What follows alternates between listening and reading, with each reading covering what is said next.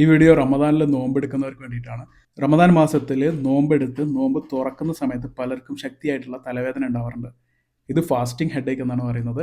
ഈ ഒരു ഹെഡേക്കിന് പല കാരണങ്ങളുണ്ട്. അതിലൊന്നാണ് വിഡ്രോവൽ ഹെഡേക്ക് എന്ന് പറയുന്നത്, അതായത് കഫീൻ വിഡ്രോവൽ ഹെഡേക്ക്. സാധാരണ ദിവസങ്ങളിൽ പകൽ സമയത്ത് നല്ലോണം കാപ്പി ചായയൊക്കെ കുടിച്ചുകൊണ്ടിരുന്ന ആൾക്കാരാണെങ്കിൽ നോമ്പ് സമയത്ത് ഇത്തരം ചായ കാപ്പിയൊക്കെ കുടിക്കാത്ത കാരണം കഫീൻ വിഡ്രോവൽ അവരുടെ ബ്രെയിനിൽ ഉണ്ടാവുകയും ഇത് കാരണം ഹെഡേക്ക് ഉണ്ടാവുകയും ചെയ്യും.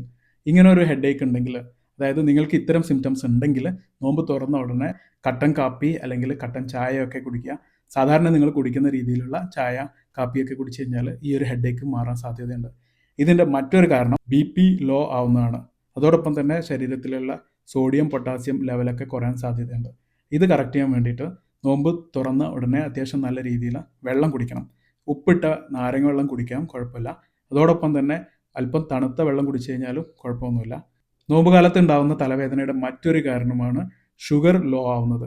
അതുകൊണ്ട് ഷുഗറിനൊക്കെ മരുന്ന് കഴിക്കുന്ന ആൾക്കാരാണെങ്കിലും പ്രീ ഡയബറ്റിക് ആയിട്ടുള്ള പലരും ഉണ്ടാവും. അതുകൊണ്ട് ഷുഗർ ലോ ആവുന്ന കാരണം ചിലപ്പോൾ തലവേദന ഉണ്ടാവും. ഇത് നോമ്പ് തുറന്ന് ഭക്ഷണം കഴിച്ച ശേഷം ഒരു അരമണിക്കൂർ കഴിഞ്ഞാൽ ഈ തലവേദന മിക്കവാറും മാറും. മറ്റൊരു കാരണം കീറ്റോജനിക് ഹെഡേക്ക് എന്ന് പറയും.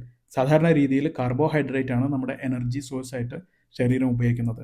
എന്നാൽ നോമ്പ് സമയത്ത് 12 മണിക്കൂറിലധികം നോമ്പെടുക്കുന്ന കാരണം കാർബോഹൈഡ്രേറ്റിന് പകരം ഫാറ്റ്, പ്രോട്ടീൻസ് ഒക്കെ എനർജി സോഴ്സ് ആയിട്ട് ഉപയോഗിക്കുകയും കീറ്റോൺ ബോഡീസ് നമ്മുടെ ശരീരത്തിൽ ധാരാളം ഉൽപ്പാദിപ്പിക്കപ്പെടുകയും ചെയ്യും. ബ്രെയിൻ കീറ്റോൺസ് ഉപയോഗിക്കുന്ന കാരണം നമുക്കൊരു കീറ്റോജനിക് ഹെഡേക്ക് വരാനും സാധ്യതയുണ്ട്.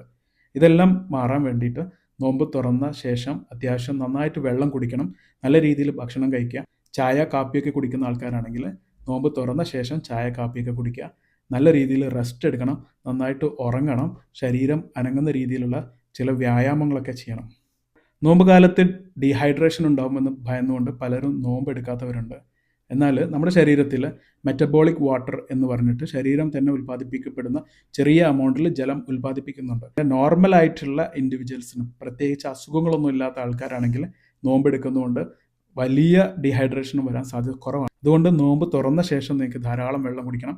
നോമ്പ് എടുക്കുന്ന സമയത്തും ധാരാളം വെള്ളം കുടിക്കുകയാണെങ്കിൽ ഇത്തരം ബുദ്ധിമുട്ടുകളൊക്കെ മറികടക്കാൻ പറ്റുന്നതാണ്.